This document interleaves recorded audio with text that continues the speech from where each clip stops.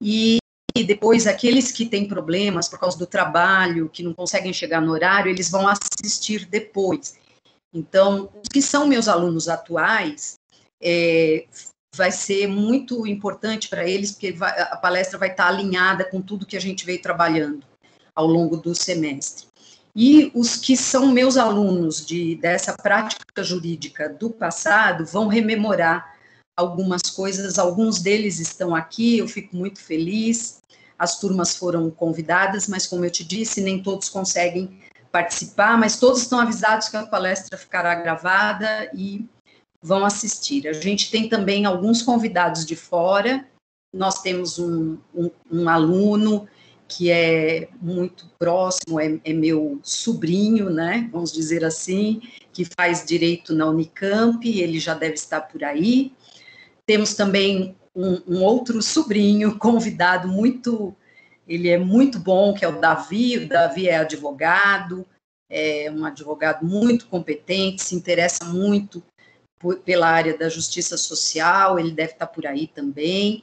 E temos 2 alunas do ensino médio que têm interesse em fazer direito e que vão te ouvir para sedimentar, então, todo esse caminho. Junto comigo também estão 4 monitores, né, pessoas muito queridas, a Júlia, a Maíra, a Mariana e o Jonatas. Aqui, presencialmente, a Júlia é a mais ativa, porque ela é monitora de ela foi minha ex-aluna de advocacia popular e ela é monitora atualmente da minha turma de advocacia popular e advocacia pública da manhã. Então, ela está aqui na retaguarda, me auxiliando. Que legal. Muito bem. Estamos aqui para te ouvir. Então, agora eu vou fechar minha câmera e vou, então, dar a palavra a você e você fique à vontade. Também quero avisar os nossos alunos que no chat eu e a Júlia vamos informando o momento de fazer perguntas, tá bom? Que é para vocês já saberem. Ao final, a gente vai abrir um momento para que vocês façam as perguntas verbalmente, online, ao vivo, né? Seria muito, muito bom. Eles são um pouco tímidos, Vitor. Eu imagino. Eu também fico tímido no ambiente virtual. O ambiente virtual é difícil para todos nós, né? E para eles, né? Eles vão cansando, né? Porque muitas aulas, muita demanda, né? Todo mundo vai cansando. Mas aqui estamos. Então, Vitor, a palavra está com você, tá bom? Tá joia. Muito obrigado, Celeste. Deixa eu te perguntar, a minha internet está estável? Você está me ouvindo bem, Celeste? Tá legal. Porque a sua, talvez a sua internet não esteja tão boa. Ela está um pouco, eu tô te ouvindo com alguma instabilidade. Então eu não sabia se era minha ou se era a sua. É a minha, porque eu tô com a câmera ligada e às vezes dá essa instabilidade. Eu já vou fechar a câmera, microfone e todo mundo já vai ouvir com clareza. Por favor, gente, se vocês não estiverem ouvindo, se o som estiver picotado, no chat vocês me avisem, tá bem? Então, tô fechando. Olha, primeiro eu queria agradecer muitíssimo a professora Celeste, que é uma grande amiga. Eu comecei a minha vida profissional por intermédio da professora Celeste. Ela me fez grandes convites, importantes convites, quando eu ainda estava na faculdade. Eu costumo brincar com ela, que foi ela que me apresentou a vida. Seja na sua parte mais dura, que é aquilo que nós enfrentamos no direito, como também acreditar numa boa política, quando nós trabalhamos juntos dentro da Câmara Municipal de São Paulo, num momento muito rico, no final dos anos 80, começo dos anos 90, mas eu tenho um carinho muito especial pela professora Celeste. Eu volto a dizer, foi ela que me permitiu dar os primeiros passos na vida profissional, e é uma alegria muito grande poder voltar a encontrá-la, ainda que virtualmente. A gente nunca perde o contato, mas também uma grande satisfação de estar aqui com os alunos desta turma, voltada à advocacia estratégica na área pública, na área popular, em prol de pessoas necessitadas. Eu queria contar um pouquinho da minha história, não só da minha história pessoal, mas do surgimento da Defensoria Pública de São Paulo, o porquê de se criar em São Paulo uma instituição com esse perfil, quais têm sido os desafios da Defensoria na atuação individual, na atuação coletiva, em favor de pessoas necessitadas. Este é o termo, aliás, da própria Constituição. A Constituição fala em pessoas necessitadas quando nós estamos falando dos menos favorecidos. Então, eu queria, Celeste, mais uma vez agradecer muitíssimo este convite. A PUC é minha casa. Eu cheguei do interior de São Paulo quando eu tinha 17 anos, dentro da PUC, e eu agradeço muito a PUC por tudo que ela me deu, não só de conhecimento jurídico, mas, sobretudo, da vida, de entender como funcionam as relações no ambiente público, as relações políticas. A PUC teve um papel importantíssimo na minha vida. Foi lá que eu me graduei, foi lá que eu fiz meu mestrado. Hoje eu moro fisicamente muito pertinho da PUC. A PUC está muito na minha vida. Eu tenho um carinho enorme pela PUC, então é com muito prazer que eu estou aqui para bater este papo com vocês. Eu queria, na realidade, bater um papo, queria deixá-los e deixá-las muito à vontade para que vocês me perguntassem, indagassem. Eu também concordo que o ambiente virtual é um ambiente que a gente fica muito retraído, se escondido nas câmeras desligadas. Eu também faço um curso, estava dizendo isso à professora Celeste, e muitas vezes fica até um pouco tímido para fazer uma pergunta. Imaginem vocês, eu estou fazendo um curso de arte, não tem nada a ver com o direito, né? E aí, no mais das vezes, eu também fico um pouquinho tímido para fazer pergunta, mas, claro, se tem a dúvida, coloquem, eu estou inteiramente à disposição para a gente bater este papo, né? Bem, como vocês na faculdade, eu já cheguei na faculdade com uma dúvida enorme, se era direito que eu queria fazer.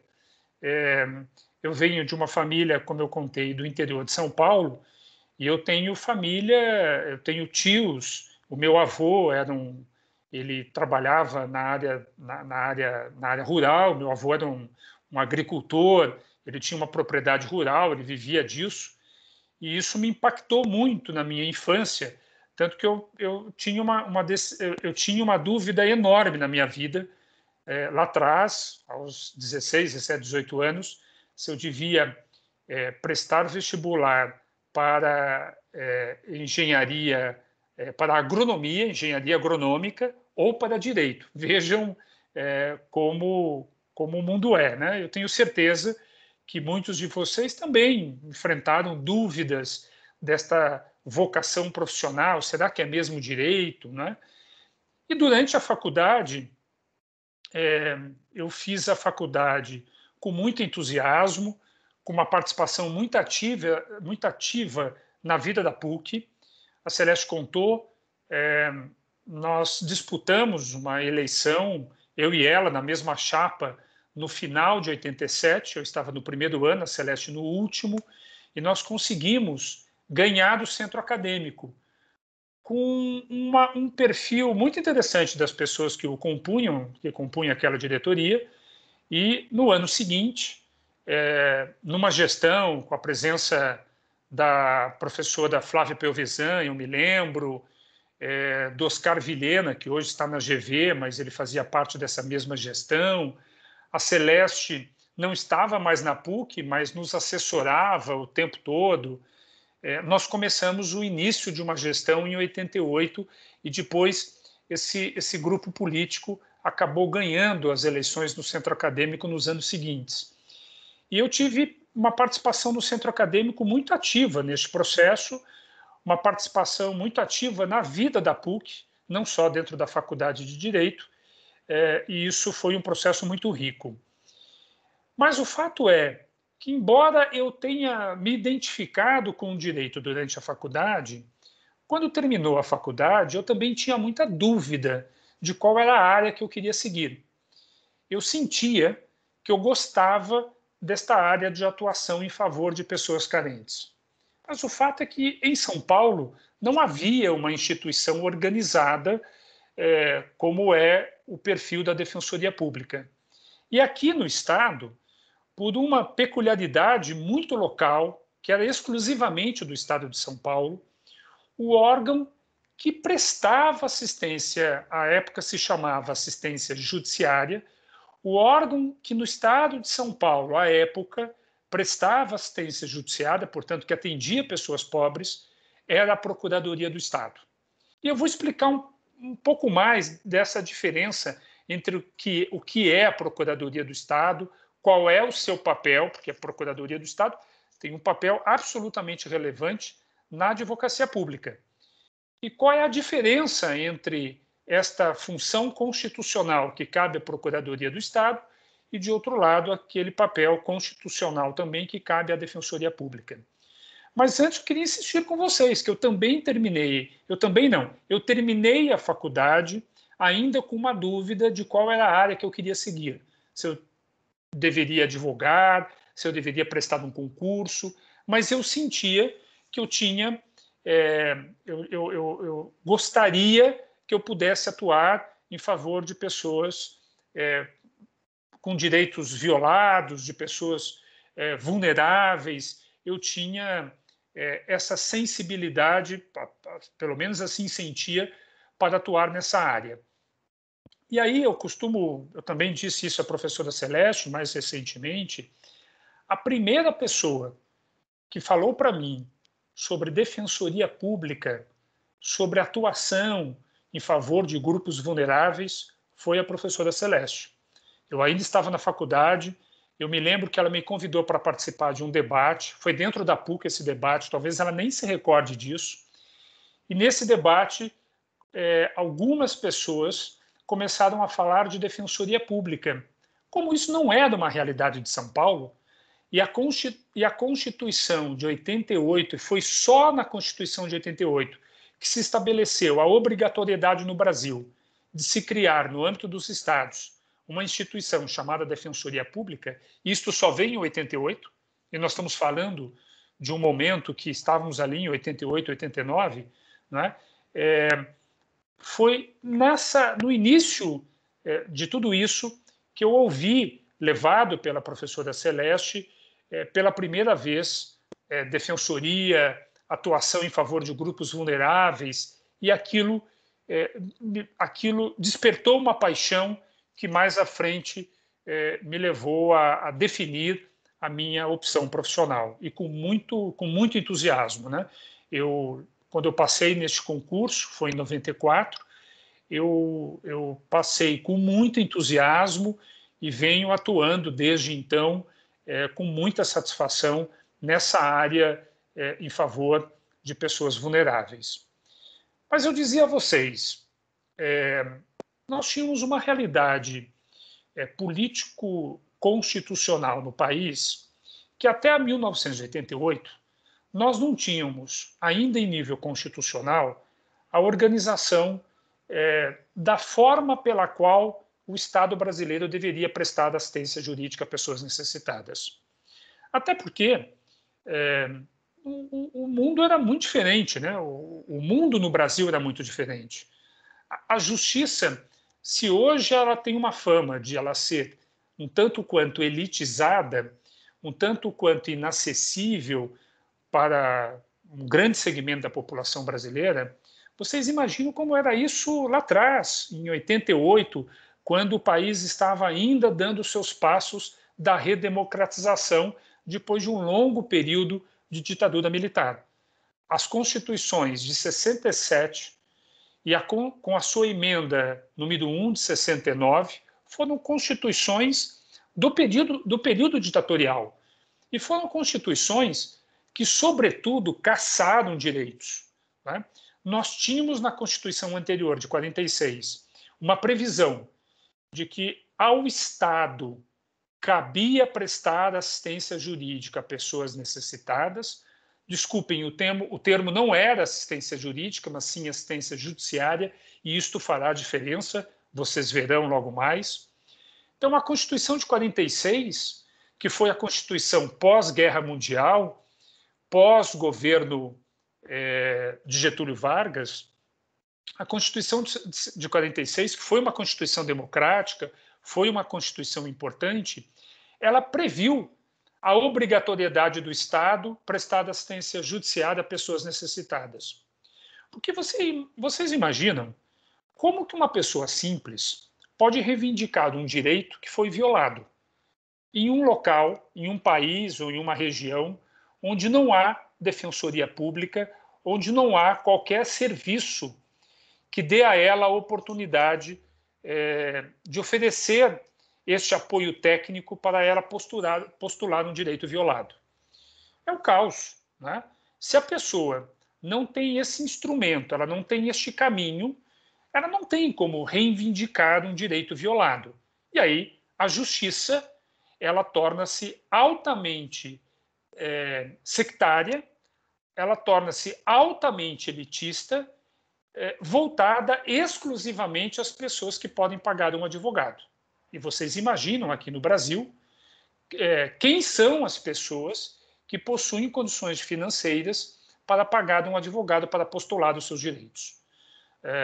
Então, quando nós imaginamos um sistema de justiça que seja pleno, que permita o acesso à justiça de maneira universal para todos, há, de forma imprescindível, a necessidade de um órgão, e aqui no Brasil, o estabelecimento, como em boa parte aqui da América Latina, da América do Sul, da América Central, é um serviço público para garantir a estas pessoas vulneráveis um instrumento para acessar o sistema de justiça.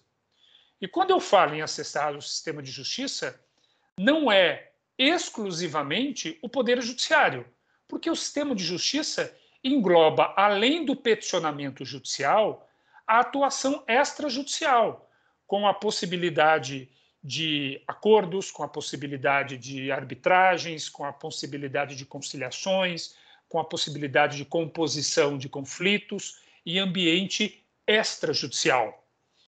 E aqui eu faço um parêntese determinante, para que vocês desde logo se situam em qual é a diferença entre aquilo que no passado nós falávamos em assistência judiciária e aquilo que hoje nós falamos, a partir de 88, com a nova Constituição, de assistência jurídica. Porque até então, até 88, quando havia um arremedo de serviço através de alguns convênios que eram remunerados pelo Estado, este serviço era exclusivamente de assistência judiciária.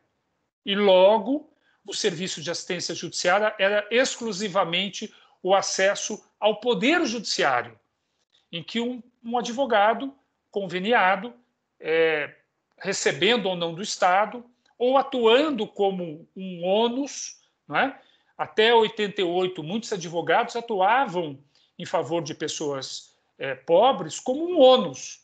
Ele tinha o seu cliente, ele ia a juízo, peticionava em favor do seu cliente, do qual ele recebia honorários, e aí o juiz, quando tinha uma demanda que ele necessitava nomear um advogado para uma pessoa pobre, e muitas vezes na área criminal, a revelia do advogado, imaginem vocês, a revelia do advogado, ele nomeava aquele advogado que havia peticionado numa outra causa para a defesa de um interesse privado que era remunerado pelo seu cliente, para que, em contrapartida, além daquele, ele atuasse como um munus, como uma obrigação, num segundo caso, de maneira gratuita, em favor de uma pessoa necessitada. Enfim, era um sistema nada estruturado, era um sistema sem qualquer organicidade, sem qualquer papel do Estado, deixando aos ajustes locais, aos arranjos dos juízes, e o fato é que a grande maioria não tinha uma defesa na área criminal, ou na área civil, ou na área de família, de maneira articulada. Atuação coletiva, então, imagina, nem sequer se cogitava. A atuação coletiva neste período, nos anos 80, começo dos anos 90, que começa a se articular no país, eram a atuação dos movimentos, sobretudo de moradia, por meio de entidades organizadas que contratavam os advogados, as ONGs, as primeiras ONGs, a professora Celeste tem uma participação ativa também neste processo, que passaram a atuar em favor dos primeiros movimentos de moradia para a organização dessas áreas, especialmente nas grandes regiões periféricas do país, para organizar e a regularização dessas áreas, que eram áreas que foram sendo comercializadas de forma muito precária ao longo dos anos, e havia necessidade de se ingressar com ações de uso capião coletivo, ou outras medidas de regularização fundiária junto ao poder público. O que havia era isso, né? E voltando àquele parêntese que eu havia mencionado, quando se falava em assistência aos mais pobres, se falava então em assistência judiciária, que é do peticionamento judicial. No pós-88, e sobretudo com o papel da Defensoria Pública, a assistência é muito mais do que a mera assistência judiciária, do que um mero peticionamento em juízo. A assistência ela é jurídica, ela é ampla. E quando nós falamos em assistência jurídica, nós englobamos educação em direitos, não é? Orientação jurídica. Muito do atendimento da Defensoria Pública hoje é para prestar orientação jurídica. As pessoas querem saber quais são seus direitos. As pessoas querem saber quais são as consequências de um ato que eventualmente ela venha a adotar. É absolutamente comum que nas nossas unidades de atendimento nós sejamos procurados por pessoas que nos procuram para dizer, olha, eu estou pensando em me divorciar do meu marido ou da minha esposa. E eu quero saber quais são as implicações disso. Porque para eu tomar essa decisão, eu quero saber dessas implicações. O que vai acontecer com os meus filhos? Como vai ser o processo de guarda? Como vai ser o processo de alimentos? Vocês imaginam? As pessoas têm dúvida de toda ordem. Dúvida de toda ordem, não é? Vocês também, eu tenho certeza que muitos de vocês que já estão fazendo direito são procurados por aquela tia que vocês não veem há um longo período, um amigo que vocês não veem há muito tempo, que liga e fala, olha, aconteceu um probleminha aqui comigo, eu bati meu carro, eu comprei algo numa relação de consumo e não deu certo, esse produto veio quebrado. As pessoas o tempo todo querem informação, elas querem orientação jurídica. E eu tenho certeza que vocês já são procurados para darem essa orientação jurídica para as pessoas mais próximas.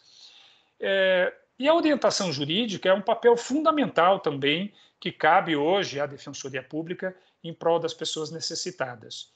Mas, além da educação em direitos, da orientação jurídica, a Defensoria tem um papel fundamental hoje, que é esta atuação extraprocessual em defesa de pessoas necessitadas. É buscar a solução de determinado conflito sem, muitas vezes, a necessidade do ajuizamento de ações. Para que vocês tenham uma ideia, eu vou citar aqui um exemplo muito comum na Defensoria Pública. Há uma demanda na Defensoria Pública, que ela é diária, e que muitas mães nos procuram para o ingresso de uma ação de reconhecimento de paternidade. Ela deu à luz a uma criança e o pai desta criança não assumiu a paternidade. E aí, se ela não tem uma relação de união estável, se ela não tem um casamento, se ela não tem uma relação estabelecida com o pai da criança, ela tem que mover uma ação chamada ação de reconhecimento de paternidade. E, no mais das vezes, quando não há uma prova genética, que é o exame de DNA, muitos desses homens, muitos desses pais resistem ao reconhecimento voluntário da paternidade. A paternidade terá todas as implicações no campo pessoal, no campo do apoio emocional, a educação da criança, mas também no campo material. É obrigação do pai contribuir para o sustento e manutenção, para o crescimento daquela criança. E muitas vezes as ações de reconhecimento de paternidade são cumuladas com ações de alimentos. E muitos juízes estabelecem os chamados alimentos provisórios, ainda que não haja de início o reconhecimento da paternidade. Vocês não têm noção do número de casos que nós solucionamos sem o ingresso da ação judicial. Porque hoje a Defensoria consegue enviar uma comunicação a esse pai, pedindo a ele que se apresente em uma das nossas unidades, e muitos pais atendem ao nosso chamado, comparecem à nossa unidade de atendimento, e quando ele pede o exame de DNA, a Defensoria, ela própria, paga este exame através de um órgão público também, que é o IMESC, o Instituto de Medicina Legal do Estado de São Paulo. É um órgão que fica no bairro da Barra Funda, um local próximo à PUC. No interior, há algumas unidades descentralizadas para a realização também deste exame, né? E aí, o pai e a mãe e a criança se apresentam na mesma data neste local, nestes locais, é colhido o material genético e o pai diz, olha, se houver o resultado positivo do exame, eu faço o reconhecimento voluntário.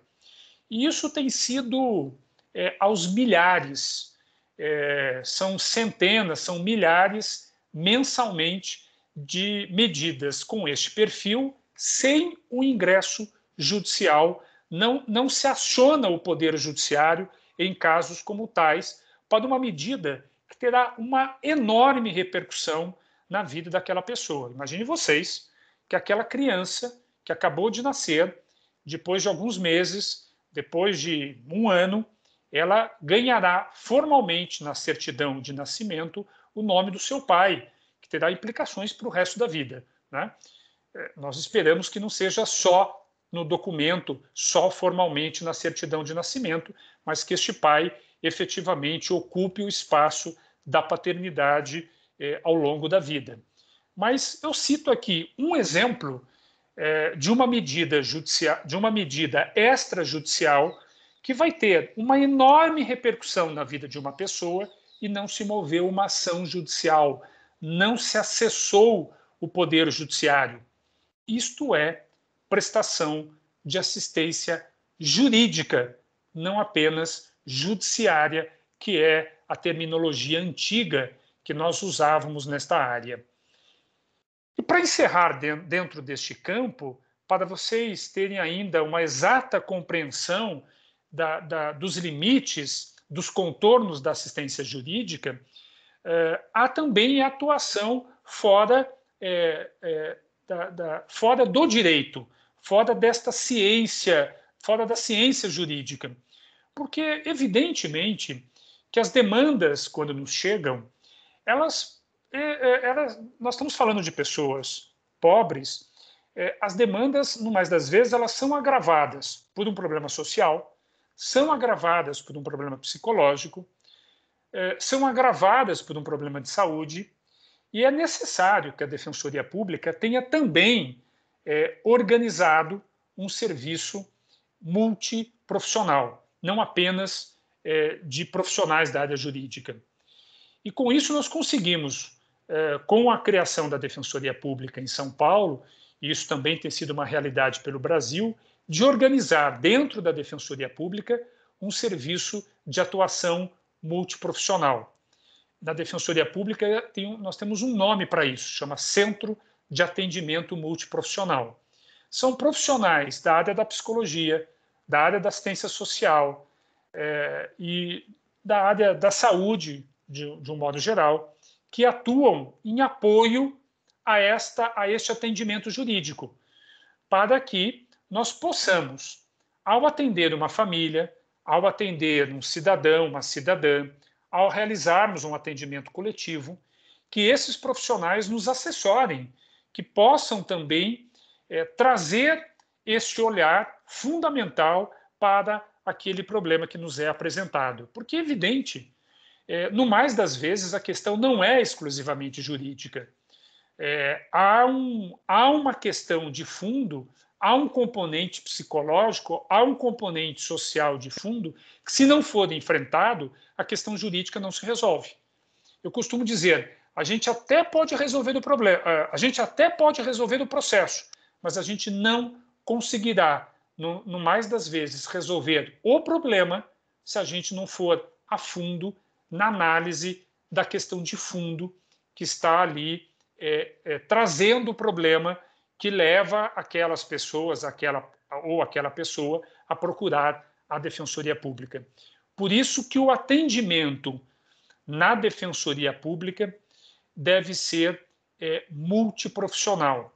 Por isso que a prestação de assistência às pessoas mais pobres deve ser a prestação de assistência jurídica ampla e integral, para que haja uma atuação na orientação jurídica, na educação em direitos, na esfera extrajudicial, na etapa pré-processual e com a participação decisiva de outras áreas do conhecimento para que esta pessoa receba um atendimento de qualidade, para que nós consigamos, repito, não apenas resolver um eventual processo, mas além da solução do processo, a solução, sobretudo, do problema. Porque de nada adiantará a Defensoria Pública ou o sistema de justiça resolver um processo e o problema persistir. O fundamental é que nós possamos resolver o problema, seja pela via extrajudicial, seja pela via judicial, mas que o problema seja resolvido. Aquela questão que envolve aquela pessoa, aquela família, aquele grupo, aquela coletividade, que o problema seja resolvido. Mas, bem, eu falei do passado da assistência judiciária, assistência jurídica, a Defensoria Pública, mas para chegar até aqui não foi um processo simples. Eu volto a insistir, a Constituição de 46 impunha a obrigação ao Estado de prestar assistência judiciária, mas não dizia como o Estado deveria fazê-lo. Não. Então, a Constituição de 46 ela foi importante, mas ela não foi decisiva. Ela tinha uma previsão, mas era uma previsão incompleta. Era uma norma de eficácia limitada, porque ela precisava de um complemento, e esse complemento, a rigor, nunca veio durante a vigência da Constituição de 46.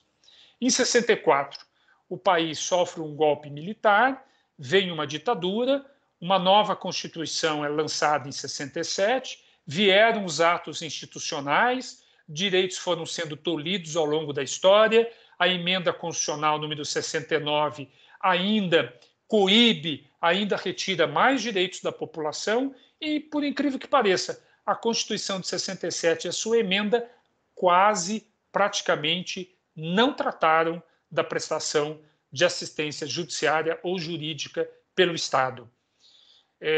Para vocês terem esse registro, a Constituição de 67, sua emenda de 69, apenas e tão somente estabelecia uma simples previsão de que deveria ser editada uma lei para tratar deste assunto, retirando até mesmo a obrigatoriedade do Estado em prestar esse tipo de serviço. Então, imaginem vocês, a população brasileira estava lançada à própria sorte. As pessoas necessitadas não tinham a quem recorrer, a não ser em determinadas localidades em que houvesse um grupo organizado, uma ONG que funcionasse e que pudesse dar algum tipo de assessoria, algum tipo de apoio para aquele grupo. Mas não havia nada organizado, não havia nada institucionalizado. Temos a Constituição de 88, um processo muito rico, quando a Constituição de 88 é editada, e no nosso campo, no tema da nossa aula de hoje, a Constituição de 88 foi um verdadeiro paradigma. A Constituição de 88 estabelece a obrigatoriedade do Estado em prestar assistência jurídica a pessoas necessitadas e deveria fazê-lo por meio de um órgão público chamado Defensoria Pública, este órgão organizado em carreira, cujo acesso deve ser mediante concurso público, carreira essa dotada de autonomia, autonomia administrativa, autonomia financeira, autonomia da gestão dos seus negócios, com capacidade para iniciar o processo legislativo, comandada por um defensor público geral escolhido pelos próprios membros da carreira, uma instituição que devesse zelar pela sua autonomia, na medida em que este órgão, embora ligado ao Estado, ele é e deve ser um órgão que atua com o compromisso de submeter aos interesses da pessoa necessitada. O compromisso da Defensoria Pública não é com o Estado. E aqui, no caso do nosso Estado de São Paulo, o compromisso da Defensoria Pública não é com a pessoa jurídica de direito público, Estado de São Paulo, nem com o Estado lato sensu. O compromisso da Defensoria Pública, seja em São Paulo, seja em qualquer Estado, ou mesmo a Defensoria Pública da União, o compromisso é com a pessoa vulnerável, é com a pessoa necessitada, é com a coletividade que nos procura com a demanda, desde que seja uma pessoa necessitada. Agora, vocês imaginam como realizar esse processo em São Paulo? Porque em São Paulo, e aí eu vou me referir especificamente ao nosso Estado, em São Paulo, por uma peculiaridade da história, São Paulo começou lá atrás, nos idos de 1960, 1970, havia tanta demanda de juízes na área criminal, de nomear advogados como um munus público, em atuar em favor de réus que não tinham condições de pagar advogado, que lá pelas tantas, o órgão do Estado, o órgão que defendia o Estado, a pessoa jurídica de direito público, a advocacia de Estado, resolveu organizar entre os seus pares, entre os advogados públicos, resolveu organizar internamente um grupo de advogados que fosse atuar só na prestação de assistência judiciária às pessoas necessitadas. A demanda era tamanha, eram tantos os ofícios que chegavam dos juízes pedindo a nomeação e atuação desses advogados públicos em favor de pessoas necessitadas, que este órgão público resolveu, então, se organizar internamente. E aí nós temos um nascedouro de um órgão dentro da Procuradoria do Estado, chamado Procuradoria de Assistência Judiciária, que viesse atuar em favor de pessoas pobres. Mas eu preciso fazer um registro a vocês, embora vocês já ouçam a todo instante o que é a Procuradoria do Estado, mas eu preciso fazer esse registro porque eu me lembro de ter saído da PUC sem conhecer a fundo o que era um órgão de atuação da advocacia pública lá atrás, nos idos dos anos 90. Todas as pessoas jurídicas de direito público, e aqui falo das prefeituras, dos estados ou da União, elas precisam de um apoio jurídico. Elas precisam ter um serviço jurídico organizado, quer para a sua consultoria interna.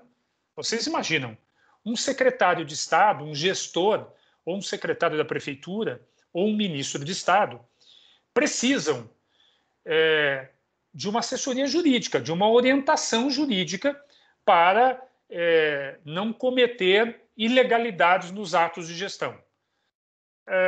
Esta orientação jurídica no âmbito da União cabe à Advocacia Geral da União, a AGU. Vocês já ouviram o tempo todo a AGU, a atuação da AGU.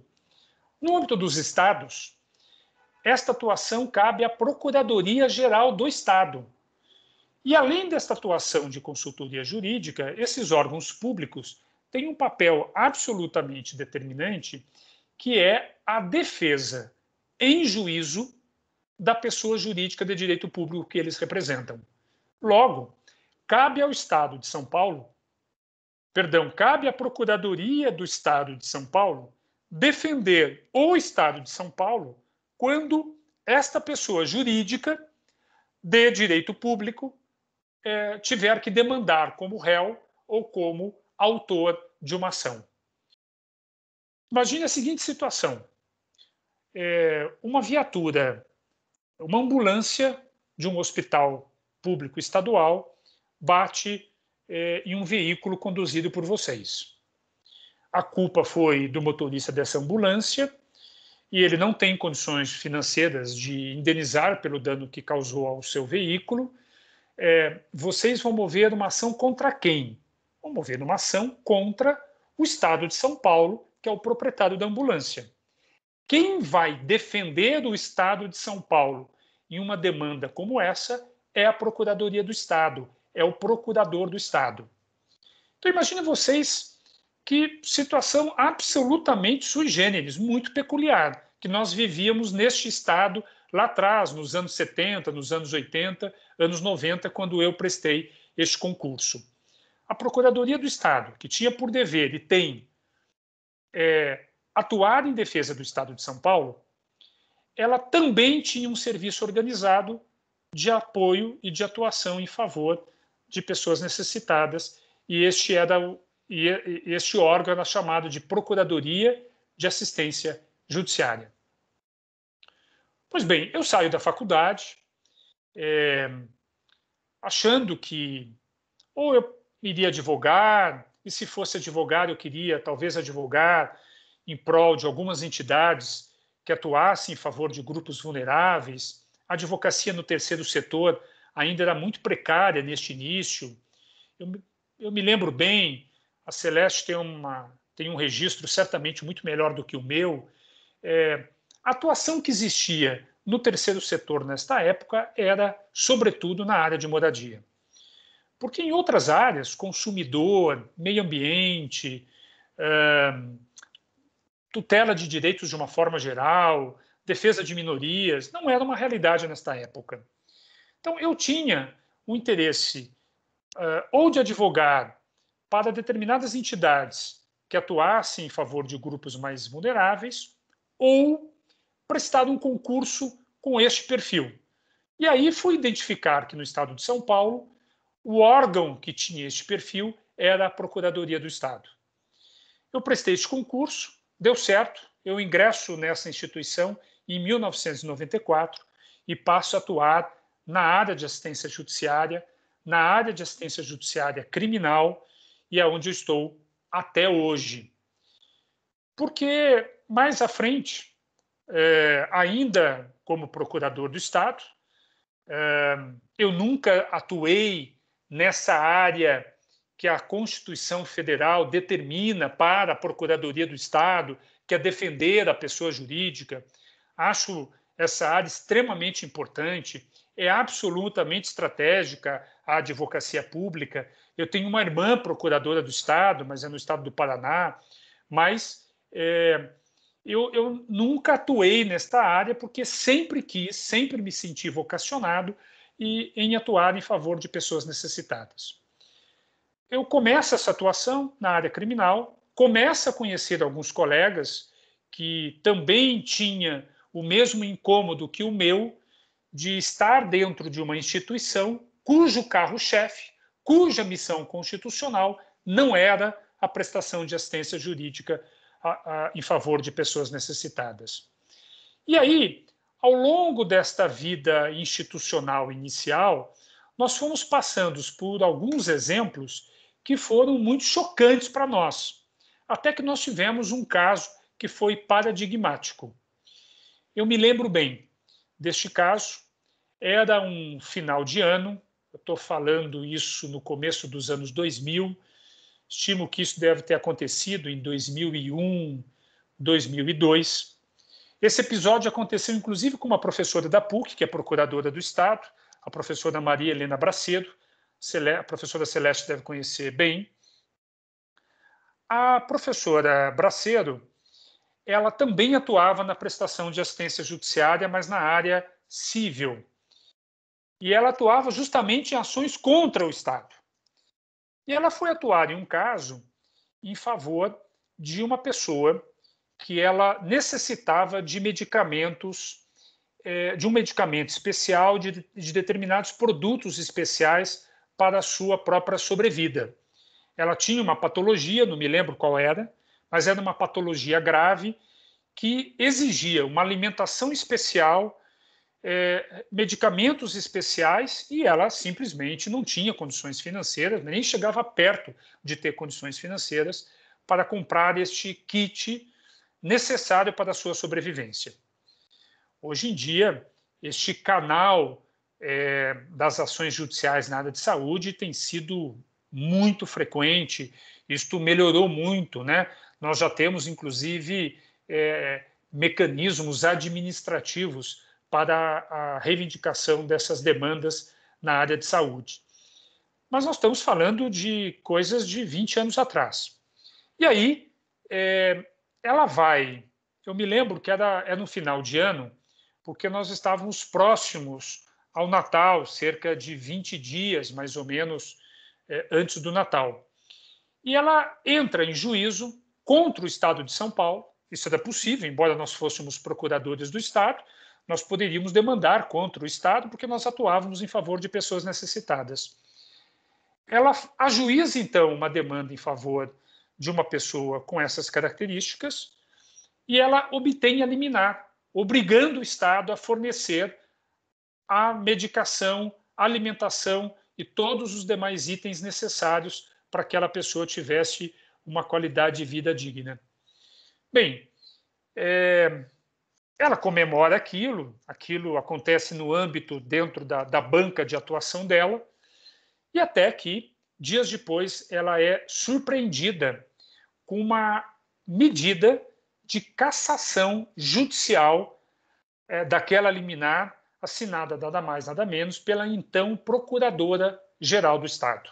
Ou seja, a chefe dela, a chefe minha, a chefe institucional, vai ao Poder Judiciário, vai ao órgão especial do Poder Judiciário para pedir a cassação daquela medida que foi concedida em prol de uma pessoa atendida pela mesma instituição.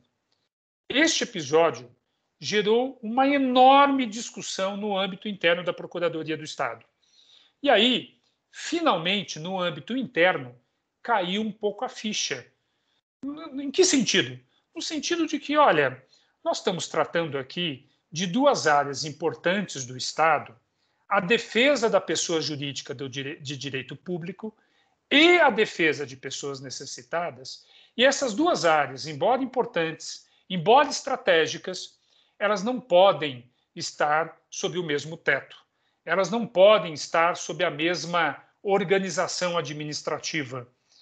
Como determina a Constituição, nós temos que ter a Procuradoria-Geral do Estado, em São Paulo, e nós temos que ter a Defensoria Pública do Estado, em São Paulo. No caso específico, para vocês terem este registro, imagina, foi algo extremamente tocante à época, porque às vésperas do Natal, o órgão especial do Tribunal de Justiça, que reúne os 25 desembargadores mais antigos do Tribunal de Justiça, teve que decidir a cassação ou não desta liminar. E nós fomos em vários procuradores do Estado, ao órgão especial, muitos pedindo para que o tribunal cassasse a liminar e muitos pedindo para que o tribunal mantivesse a liminar em favor da pessoa necessitada. E a boa notícia é que, neste caso específico, naquela oportunidade, o tribunal acabou mantendo a decisão, o que certamente garantiu a vida daquela pessoa que dependia desses medicamentos, que dependia desses produtos para a sua própria salvaguarda da sua vida. Este episódio, combinado com a discussão que se iniciou internamente na instituição, mas, sobretudo, com uma discussão que já se iniciava na sociedade paulista, por meio de entidades organizadas, que era necessário que São Paulo saísse daquele estado inconstitucional de coisas, para usar uma terminologia mais atual, nós começamos, de uma forma conjunta, a organizar um movimento pela criação da Defensoria Pública em São Paulo. Neste momento, houve algo também muito peculiar. Eu e um amigo pessoal, nós éramos procuradores do Estado, tínhamos esta mesma visão de que era necessária a criação da Defensoria, nós assumimos a diretoria do Sindicato dos Procuradores do Estado. Eu assumi a presidência, ele assumiu a secretaria-geral, e nós tivemos como principal bandeira da nossa gestão, estou falando já de 2001, 2002, 2003, como principal gestão, como principal plataforma, como principal bandeira de gestão, a criação da Defensoria Pública em São Paulo. E aí começamos todos os diálogos, fomos procurar o Centro Acadêmico 22 de Agosto, fomos procurar o Departamento Jurídico do 22 de Agosto, fomos procurar os professores da PUC, fomos procurar a professora Celeste, fomos procurar a Faculdade de Direito, fomos procurar o 11 de Agosto, fomos procurar os movimentos de moradia, os movimentos em defesa de grupos vulneráveis, os movimentos em defesa da população negra, os movimentos em defesa da população LGBTQ, fomos procurar todos os movimentos que atuavam em favor de grupos vulneráveis, que atuavam em favor de pessoas, a pastoral carcerária,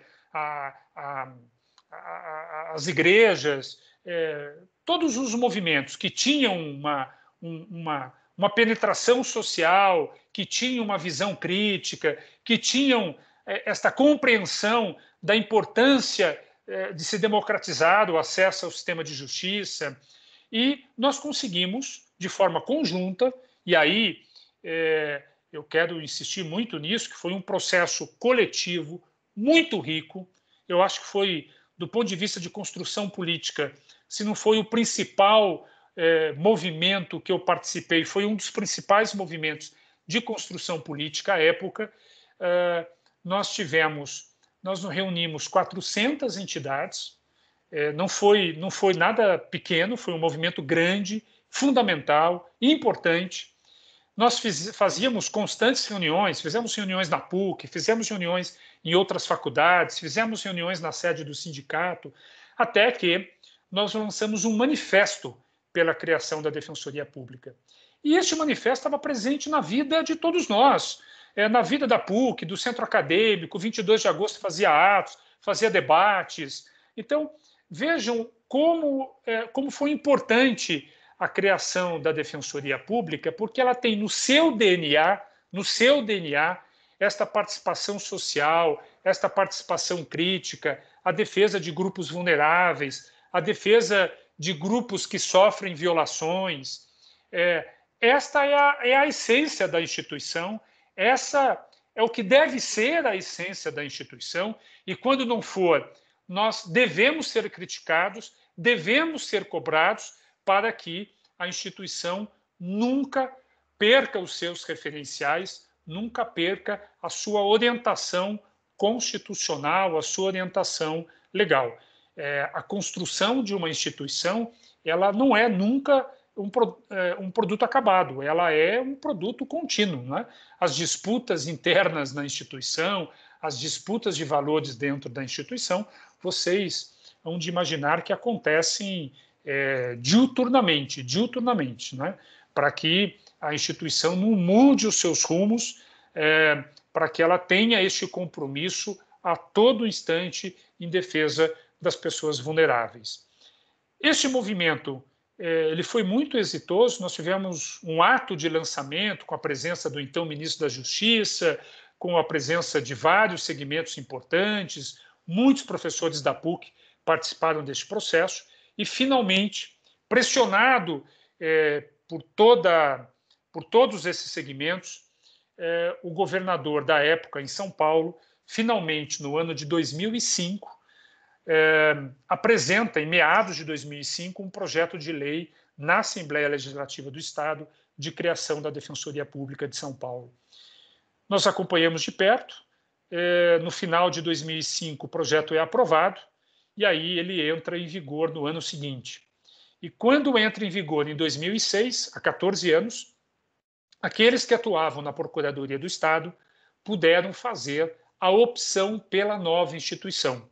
Quem desejasse migrar para a nova instituição poderia fazê-lo, porque a própria Constituição do Estado, nas disposições transitórias, estabelecia esta permissão, que quando a Defensoria de São Paulo fosse criada, os procuradores que já tinham prestado concurso, que atuavam na prestação de assistência judiciária, se assim desejassem, poderiam então fazer a opção pela nova instituição.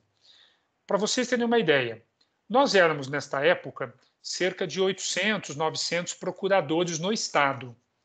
Que atuavam na PAJ, na Procuradoria de Assistência Judiciária, nós tínhamos algo como 330, 350 procuradores.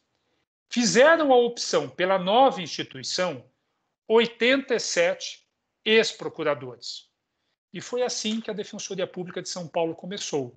Com esses 87 ex-procuradores, nós não tínhamos nenhum funcionário, nós não tínhamos nenhum estagiário, nós tínhamos a força de vontade, o ideal, o sangue que nós acreditávamos na defesa das pessoas necessitadas. E hoje, com muito orgulho, nós já estamos para iniciar o nosso 9º concurso de ingresso. Nós somos hoje 800 defensores públicos, começamos com 87. Eu estou lá entre os 87. Alguns desses 87, um grupo aí de uns 10, já se aposentaram. Então, nós temos aí 70 e tantos deste grupo inicial e quase mais de 700 novos colegas que ingressaram já nos novos concursos que foram realizados. Nós temos, então, cerca de 800 defensores, aproximadamente 1.000 servidores, 3.000 estagiários. Estamos hoje em todos os municípios com mais de 200.000 habitantes no estado, atuamos em todos os locais onde há adolescente cumprindo medida socioeducativa em regime de privação de liberdade. Nós atuamos em todos os locais no estado de São Paulo onde há pessoas privadas da liberdade maiores de 18 anos e atuamos nas áreas civil e de família, como eu disse, em todos os municípios do estado com mais de 200.000 habitantes e em alguns municípios já com uma população um pouco menor. Nesse processo de expansão, a instituição procurou ocupar as áreas de maior adensamento populacional e menor índices de IDH no estado. Não à toa, a Defensoria se expandiu pela Grande São Paulo. Vocês imaginam, aqui na região metropolitana, as áreas mais pobres estão na periferia de São Paulo e na sua região metropolitana, né? Nós inauguramos novas unidades em Carapicuíba, Itaquaquecetuba, Guarulhos ampliamos sobremaneira, criamos nova unidade em Mauá, em Itapecerica da Serra, enfim, em boa parte da Grande São Paulo não havia este serviço organizado e hoje nós temos essa estrutura atendendo em toda a Grande São Paulo. As nossas maiores estruturas hoje estão em Santo Amaro, na região sul, em São Miguel Paulista, em Itaquera, no extremo leste de São Paulo, Nossa Senhora do Ó e Santana, na área norte do estado, na área norte aqui da cidade. No Vale do Ribeira, que é uma das regiões mais pobres do estado, nós temos a nossa unidade em registro. Ou seja, o crescimento da instituição foi estratégico para que nós pudéssemos alcançar estas áreas mais pobres do estado. E por que esta atuação estratégica e este crescimento estratégico, né? Porque nós temos essa missão constitucional de atuar em favor de pessoas necessitadas, de atuar em favor dos grupos mais vulneráveis. Eu costumo dizer, e atenção para essa frase que eu vou aqui dizer a vocês, eu costumo dizer que a Defensoria Pública não é um serviço universal, mas ela existe para ter tornado universal o serviço de justiça. Eu vou repetir a frase. A Defensoria Pública não é um serviço universal, mas ela existe para tornar universal o sistema de justiça. E eu explico esta frase. Por que a Defensoria Pública não é um serviço universal, como é saúde, como é educação? É obrigação do Estado prestar saúde e educação a todos e todas. Se alguém tiver condições financeiras e preferir contratar um convênio médico, preferir o ensino privado, ou porque, enfim, se a pessoa preferir a área privada, na área de saúde e educação, não há qualquer problema, ela pode fazê-lo, mas é obrigação do Estado oferecer a todos saúde e educação, a todos e todas, saúde e educação. A Defensoria Pública não. Se vocês abrirem o texto constitucional, lá no artigo 5º, no inciso 73, está expresso que o dever do Estado em prestar assistência jurídica é exclusivamente em favor das pessoas necessitadas. Portanto, a Defensoria Pública não é universal, ela não é para todo mundo, ela é exclusivamente para os mais vulneráveis. E é justamente em razão deste serviço em prol dos mais vulneráveis que é possível tornar universal o sistema de justiça. Porque se não houver um serviço público organizado, como devem ser as defensorias públicas, o sistema de justiça ele não será universal. Ele será exclusivamente para quem pode pagar advogado. Ele será um serviço elitista, exclusivo para as pessoas de mais posses, exclusivo para aqueles que, para demandar em juízo, têm condições financeiras para contratar um profissional liberal. Por isso eu repito, a Defensoria Pública ela não é um serviço universal, mas ela existe para tornar universal o sistema de justiça, sem a qual, sem a existência da Defensoria Pública, nós temos um sistema de justiça absolutamente elitizado que excluirá os mais pobres, os mais vulneráveis, aqueles que mais necessitam da preservação e da defesa dos seus direitos. Voltando à Defensoria Pública, o processo de crescimento, evidentemente, que não foi simples, né? Nos nossos primeiros dias, tudo foi muito difícil. Vocês imaginam o processo de criação de uma instituição, né?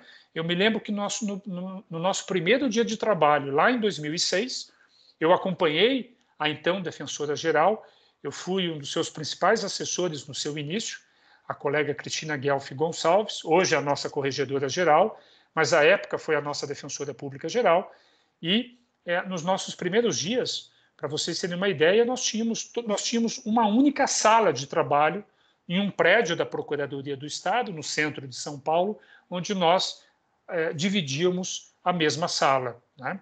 Hoje, felizmente, nós temos unidades próprias de atendimento, nós temos unidades cujo principal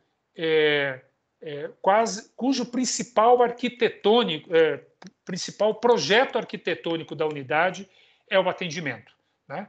Se não todas, a grande maioria das nossas unidades hoje estão climatizadas, com serviço de senha, com serviço de atendimento totalmente digitalizado. Aqui na capital, as pessoas primeiro marcam um serviço de teleatendimento para não haver necessidade de tanta demora no atendimento presencial. Há um fluxo bem definido, né? Claro que em momentos de pandemia nós tivemos que criar novos fluxos, sobretudo no meio digital. Nós criamos novas ferramentas no atendimento digital. Essas novas ferramentas têm dado conta de uma importante demanda, mas evidente. Vocês imaginam, há uma enormidade de pessoas que não têm acesso a serviços digitais. Há um enorme número de pessoas que não têm sequer um aparelho celular para acessar um serviço público pelo canal digital. Há um grande número de pessoas que não têm o traquejo para manusear um serviço digital. Nós atendemos pessoas em situação de rua. Então, é claro que o atendimento da Defensoria Pública presencial ele deve e precisa continuar. Ainda que nós estejamos planejando novos tempos, novos mecanismos de atendimento pela via digital, mas é evidente que o atendimento presencial ele continuará para sempre na vida da Defensoria Pública, porque ela tem que ter as suas portas abertas para atender os grupos mais vulneráveis. Eu repito, nós atendemos pessoas em situação de rua. É evidente que pessoas nessas condições não têm um aparelho celular, não têm um equipamento de informática, não sabe como acessar um serviço digital, né? Felizmente, agora, durante a pandemia, já faz aproximadamente um mês, foi, salvo engano, no começo de outubro, ou começo de setembro, que a Defensoria Pública abriu as suas portas para um atendimento pessoal, claro, direcionado a públicos mais específicos, mais vulneráveis, e continua atendendo a sua grande demanda pela via digital, porque isso tem funcionado. No pós-pandemia, eu estimo que nós continuaremos com estas duas vias em plenos vapores, não é? Os desafios estão colocados, o atendimento pessoal ele traz um enorme desafio diário, não é? Eu sempre costumo dizer, os problemas que as pessoas enfrentam no seu dia a dia, seja um simples problema de um divórcio, e quando eu falo um simples problema de um divórcio é para quem não está vivendo o divórcio, porque para uma família que vive um momento de conflito, que vive um momento da dissolução daquela sociedade conjugal, seja para o casal, seja para os filhos, seja para as pessoas próximas, os amigos. Aquilo tudo tem uma enorme repercussão, evidente. Mas quando eu falo simples, porque do ponto de vista jurídico, né, a solução jurídica de um divórcio é algo relativamente simples para o nosso dia a dia. Mas vocês imaginam o quanto a pobreza dificulta esses problemas cotidianos do dia a dia, né? A pobreza agrava em todos os aspectos, porque as famílias estão no mesmo teto e aí a renda, que já é absolutamente precária, ela não permitirá com que aquele casal separado consiga manter os seus compromissos. Eles não vão conseguir dividir o imóvel, eles não vão conseguir, com a venda daquele imóvel muito precário, comprar dois para que cada qual siga com a sua vida na sua própria residência, longe um do outro. Isto tudo vai agravando estas pequenas demandas que torna esse nosso atendimento pessoal muito complexo. Por isso, a estratégia da participação de outras áreas do conhecimento, não é? E eu termino, eu acho que eu já falei bastante, eu queria ter uma oportunidade para um bate-papo falando do atendimento coletivo, que é um atendimento que tem aumentado cada vez mais na Defensoria Pública. A Defensoria Pública, quando começou, imagine vocês, já no pós-88, ela não tinha, ou melhor, ela tinha a sua atuação em tutela coletiva questionada. Muitas das nossas primeiras ações civis públicas, na defesa de interesses coletivos, na defesa de interesses difusos, muitas dessas ações foram indeferidas por falta de capacidade, de legitimidade ativa da Defensoria no manejo desses interesses. Mas este tema, felizmente, está completamente superado. A Constituição hoje, através de emenda constitucional, deu à Defensoria Pública, de forma definitiva, a capacidade para atuar, capacidade técnica, postulatória, para atuar em favor de grupos coletivos, interesses homogêneos, interesses similares, difusos. Então, hoje é uma realidade muito presente na Defensoria Pública a atuação coletiva em favor de grupos mais vulneráveis, evidentemente, este é a razão de ser da instituição, na área de moradia, na área do sistema prisional, na área da infância e juventude, na área em defesa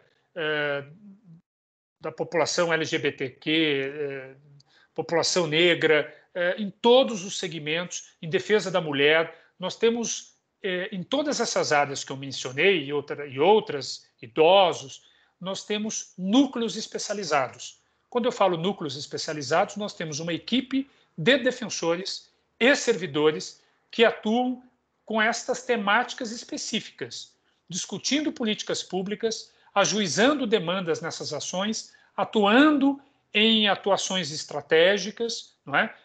Os núcleos não atuam em demandas individuais, a não ser que a demanda individual tenha um componente estratégico, mas os núcleos atuam fundamentalmente nas ações civis públicas, nas ações coletivas.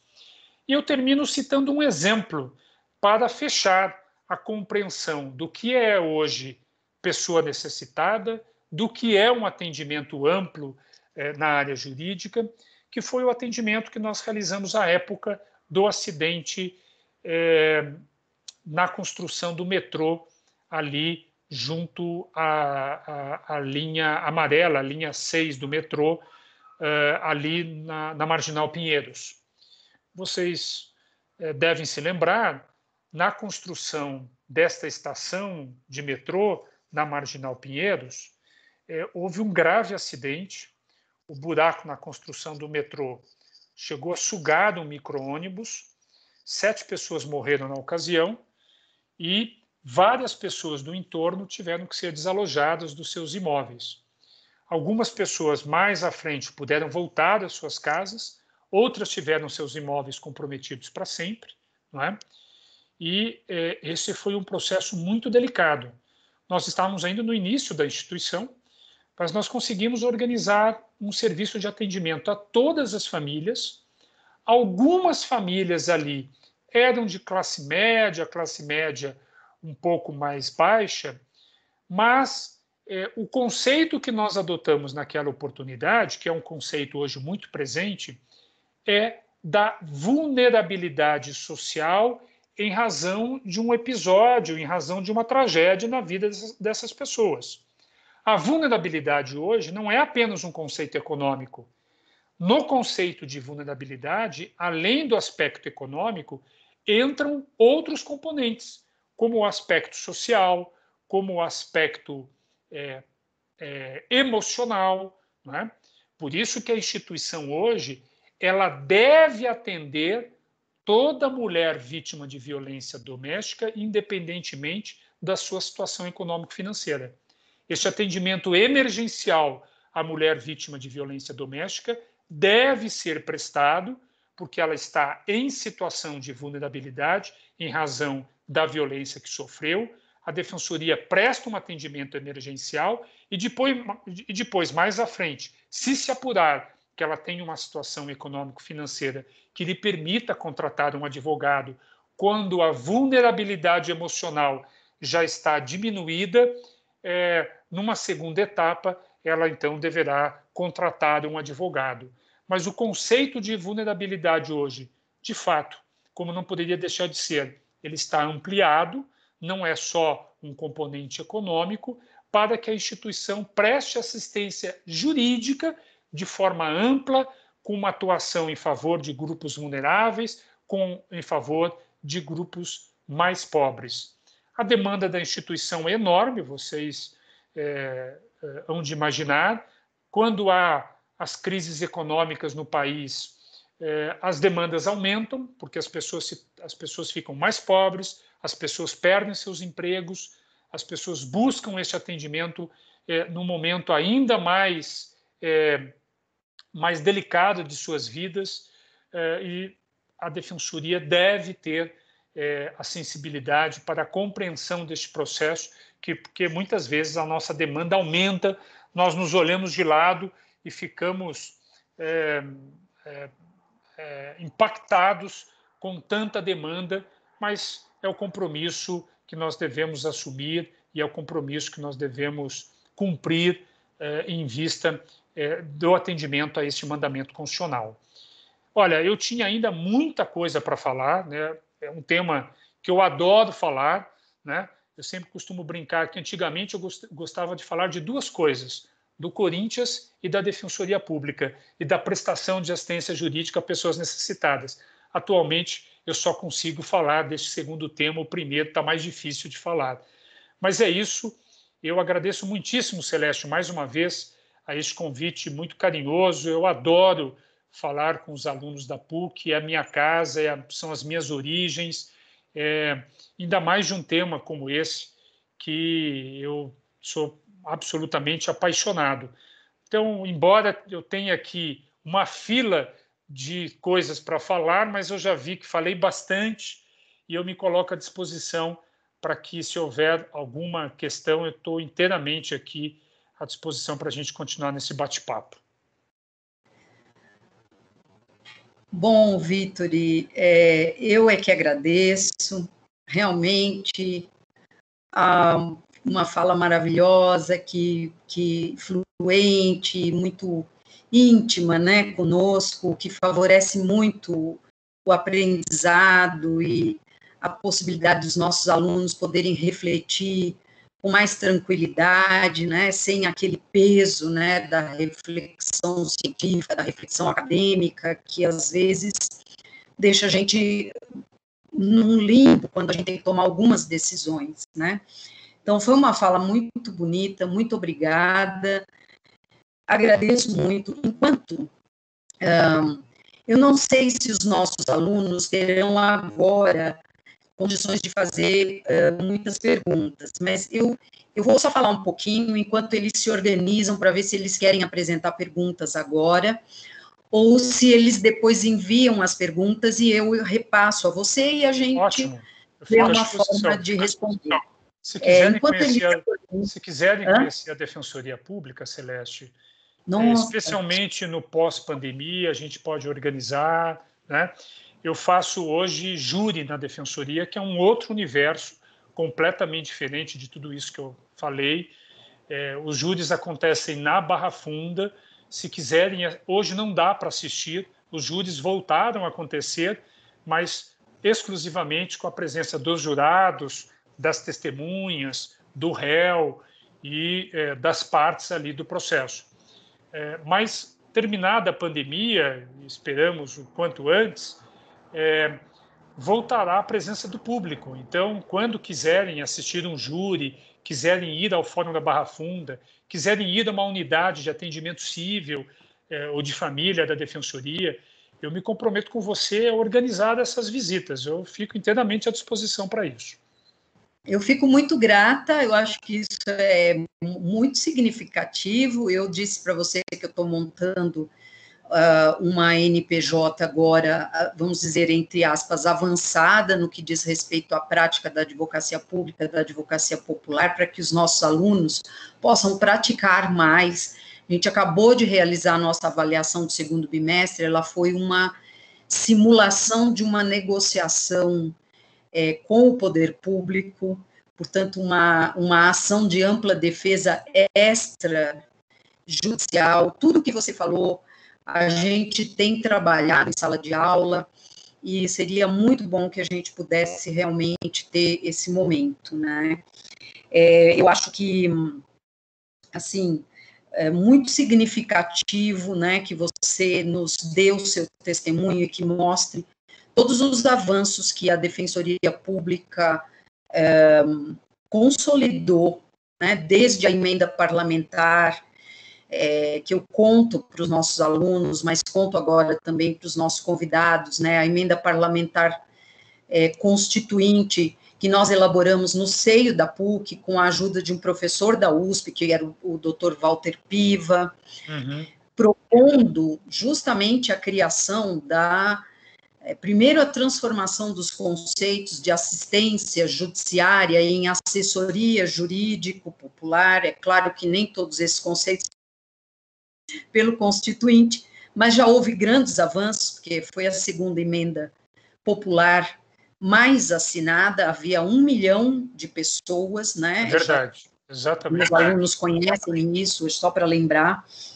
O que significou grandes avanços, além do aprimoramento conceitual, né, depois a possibilidade da atuação coletiva que você trouxe, a questão do trabalho interdisciplinar, multiprofissional, que é tão difícil para o direito, mas é tão importante, porque nós somos uma área muito endogênica, não é? Muito voltada para o nosso próprio umbigo, a gente tem muita dificuldade de conversar com as demais áreas, a não ser quando a gente nós somos de uma área também, Celeste, muito incapaz de compreender os dramas humanos, muito incapaz.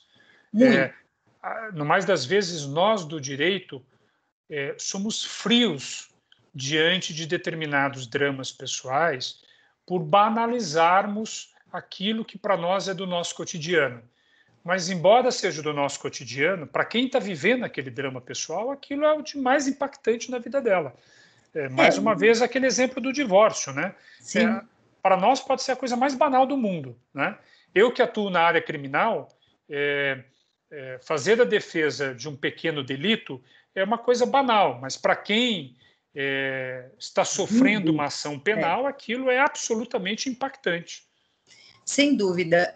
Então, é uma questão muito importante. Nós tentamos, né, trabalhar, como eu disse, nós temos aqui um corpo de futuros profissionais que são bem mais sensíveis a essa realidade dura, né, que nós temos, e esse processo de sensibilização, eu digo a eles, é um processo que nós precisamos manter ativado, acionado todos os dias, seja através do nosso espírito crítico, seja através também de escolhas que não nos façam meros reprodutores de padrão, né, de tendências. Então, eu não vou fazer essa defesa oral no Supremo porque a tendência já diz que eu perdi. Então, eu faço lá a minha peça por escrito e perco uma oportunidade importante de ampla defesa. Quando se trata da população em situação de vulnerabilidade, e a vulnerabilidade nunca é individual, é uma vulnerabilidade sempre estrutural, social, por isso que precisamos olhar para isso com os olhos multiprofissionais, interdisciplinares. Imagina que falta faz um profissional que seja sensível, que já tenha rompido com essa herança positivista, normativista, né? Entendemos o sistema normativo de direito como muito importante. Entendemos que a escolha social, a escolha humana, pelo direito como uma das suas maiores estruturas de organização social, não é desprezível. Mas o sistema normativo de direito é apenas uma das faces do direito, né? O direito é um fenômeno complexo, social. Então, muito importante tudo isso que você está dizendo, né?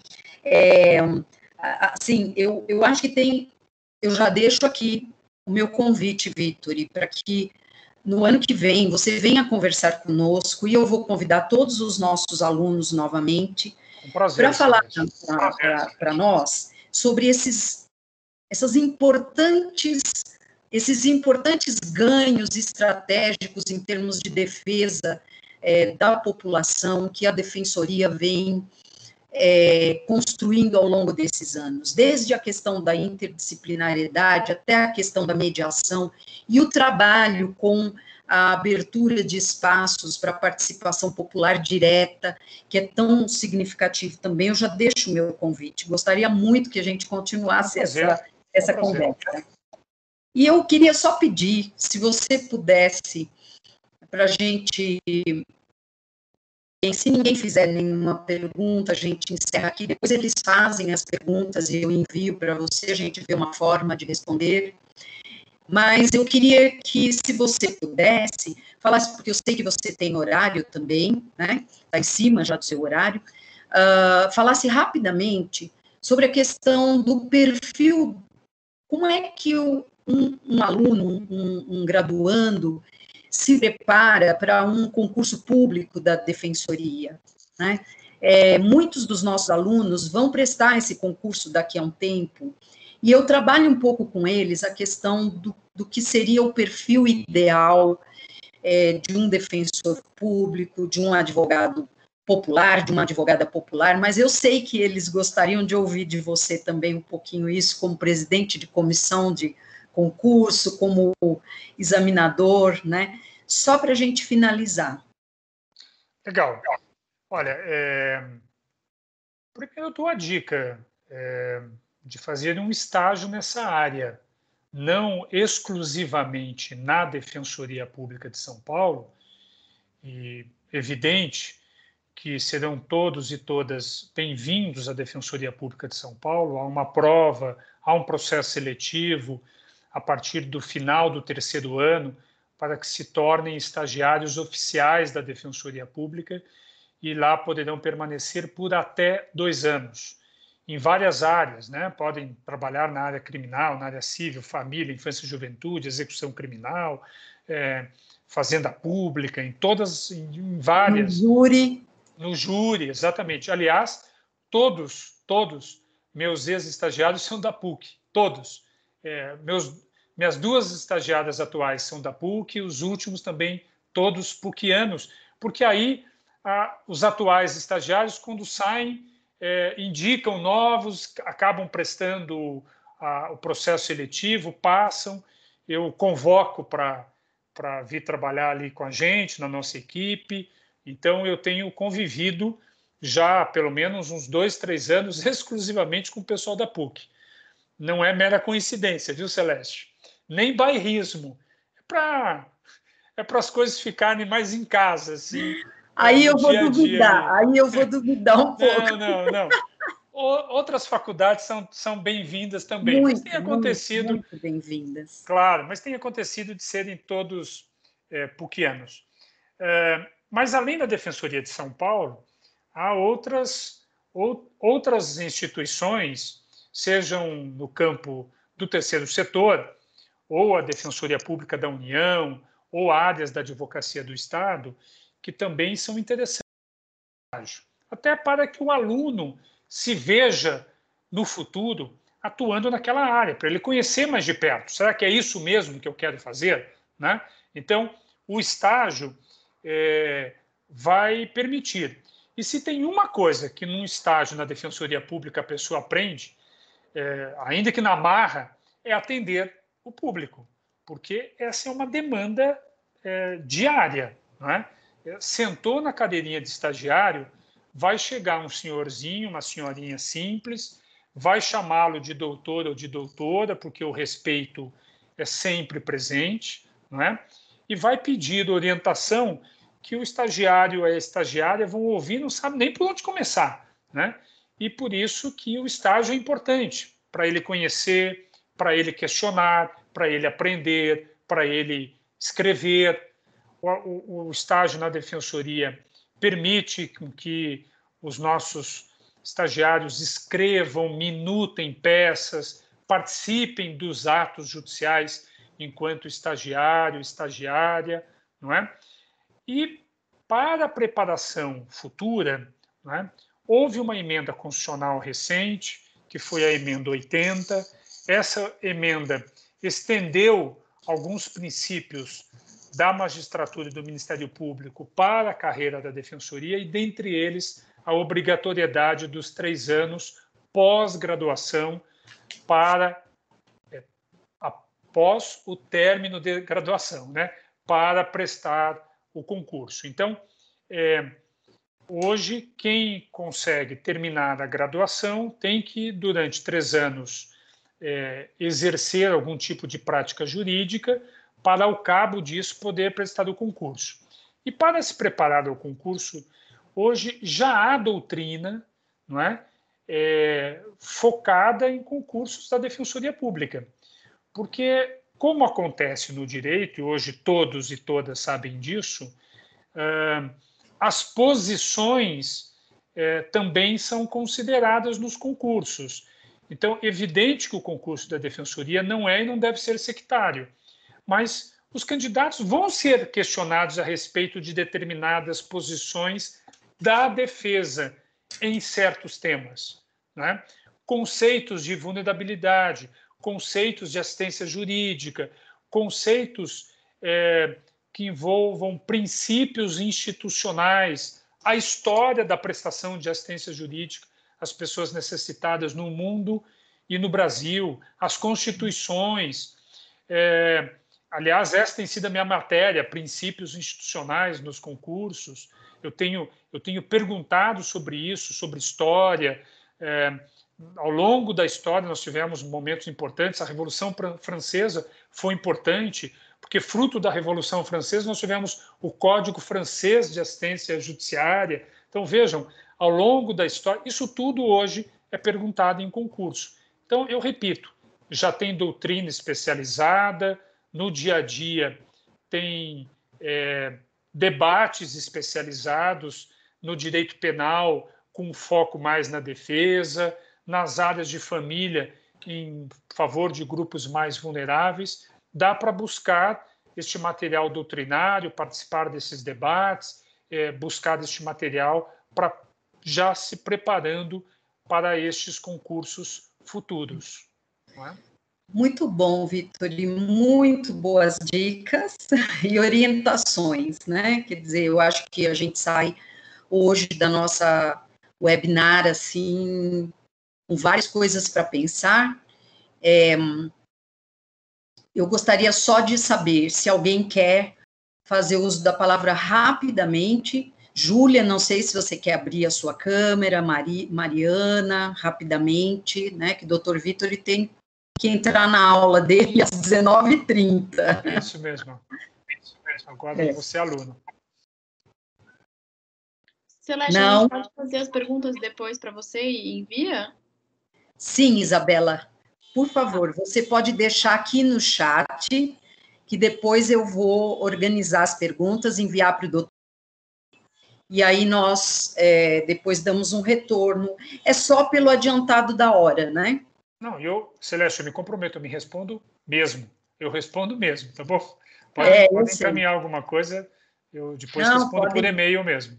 Podem ficar tranquilos, doutor Vitor, e vai responder depois, assim que for possível, já responde. Então, bom, nada, Isabela, imagina. Então, vamos encerrar nosso webinar aqui, não é? Doutor Vitor, meu grande amigo, eu agradeço demais a sua disponibilidade também. Tudo que você trouxe para nós é muito importante. A gente tem que continuar desmistificando e aproximando, né, o profissional do direito, o futuro profissional do direito, da área da ampla defesa dos vulneráveis, porque isso faz toda a diferença, se nós quisermos pensar num futuro melhor, né, para o nosso país, para a humanidade como um todo. Eu acho que este ano de 2020 Exatamente. É inesquecível por tudo isso, mas ele é inesquecível porque ele deixou às claras, né, toda essa insuficiência com a qual nós vamos convivendo e perdendo a sensibilidade, às vezes nos cansando, e nós não podemos cansar, também não podemos esmorecer, mas juntos nós conseguimos, sim, grandes conquistas que vão pavimentando esse caminho de uma vida melhor, de uma vida mais feliz para todos, né? E sem tanto flagelo, porque não é possível mais conviver com tanto flagelo, seja o flagelo humano, seja o flagelo planetário, né, Vitor? Eu acredito que você pensa dessa forma também. Então, eu te agradeço demais e reforço aqui já um convite para que você venha dialogar conosco, e aí, quem sabe, diálogo com você, e depois, quem sabe, a gente não monta uma mesa de diálogos, onde a gente traga alguns ícones, né, dessa área da assessoria jurídico popular para conversar com a PUC de São Paulo e com outras instituições, porque é muito importante, sim. E também aproveitar para agradecer aos convidados, né, que também se fizeram presentes. Eu espero que para eles também possa ter sido frutífera, né, frutífero esse tempo que nós passamos aqui. Ok, Vitor? Olha, Então, Celeste, obrigada. Diga. Eu que agradeço muitíssimo o convite. É uma satisfação de verdade de estar aqui conversando de um tema tão caro como este. O seu convite eu recebo sempre com muito carinho. Você é uma pessoa que tem tudo a ver com a minha história de vida. Eu sou muito agradecido por tudo que você fez por mim, sem saber e sabendo. Algumas coisas você soube e outras coisas você nem soube. Não. Você foi muito importante para a minha vida profissional e pessoal. Nós trabalhamos juntos, não é? No início, lá atrás, eu ainda era eu era estudante de direito, como tantos aqui, e comecei a minha vida profissional estimulado por você, provocado por você, fazendo reflexões a partir das suas provocações, pensando o mundo, pensando a política, pensando possíveis soluções a partir das suas provocações, a partir das suas reflexões, você me levando para muitos debates. Então, você foi muito, muito importante na minha vida, Celeste, pessoal e profissional. Então, Nossa, com muito, Vitor, eu estou com quase muito carinho, chorando. com muito carinho que eu atendo os seus convites, viu? De verdade, de verdade. Né? Gente, olha, é uma emoção isso aqui, viu? Quer dizer, eu tenho um perfil, assim, como pessoa, que eu não consigo fazer as coisas de maneira muito fria, não sou muito fria.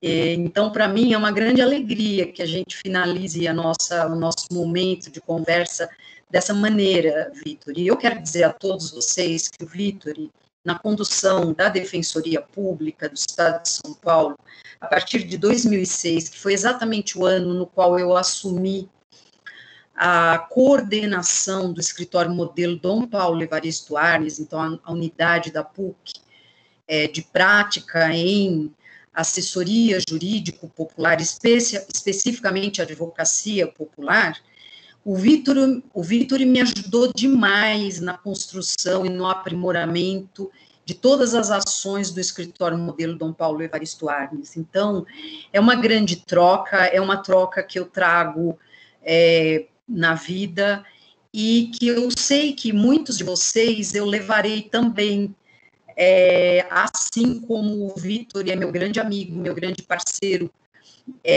digamos, de atuação no direito mais sensível e mais responsável, eu sei que muitos de vocês também serão nossos companheiros, né, nessa jornada. Então, por isso que eu fico muito grata mesmo, Vitor, e você me fez lembrar de coisas muito, muito importantes. Muito importantes.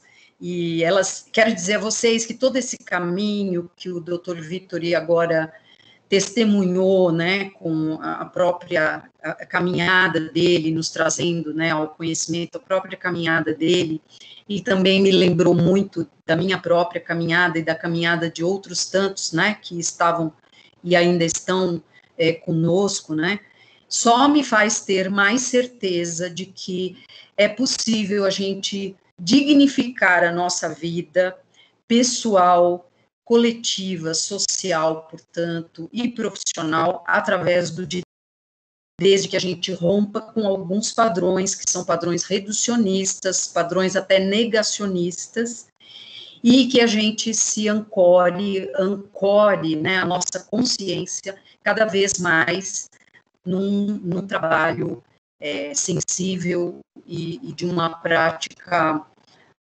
embasada num espírito crítico, que eu acho que é fundamental para que nós tenhamos autonomia. Muito se critica, muito se fala hoje em dia num extremo retrocesso sobre o espírito crítico, tentando descaracterizá-lo, desconstruí-lo, mas eu tenho certeza, e digo isso a vocês, que sem o espírito crítico nós não temos autonomia. Aí sim é que a gente perde a nossa autonomia, aí sim é que a gente vai ser facilmente manipulado e conduzido para locais com os quais a gente nem conseguirá se responsabilizar, mas a responsabilidade existe.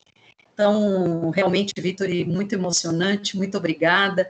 Meus alunos estão deixando aqui no chat algumas perguntas. Depois eu te ligo com calma para a gente verificar essas perguntas. E agora eu desejo a todos, né? Vou finalizando aqui. Desejo a todos vocês uma ótima noite. Aqueles que vão ter prova, um bom desempenho na prova. Aqueles que vão para a aula, inclusive o doutor Vitor, uma ótima aula também. E estou sempre à disposição de vocês. Imagina. Um beijo, Vitor. Um beijo, Celeste. Um beijo abraço a aí todos para vocês, meus alunos, meus convidados, e até mais. Até mais. Tchau, tchau. Tchau. Vou parar a gravação agora, tá bem? E vou encerrar a reunião.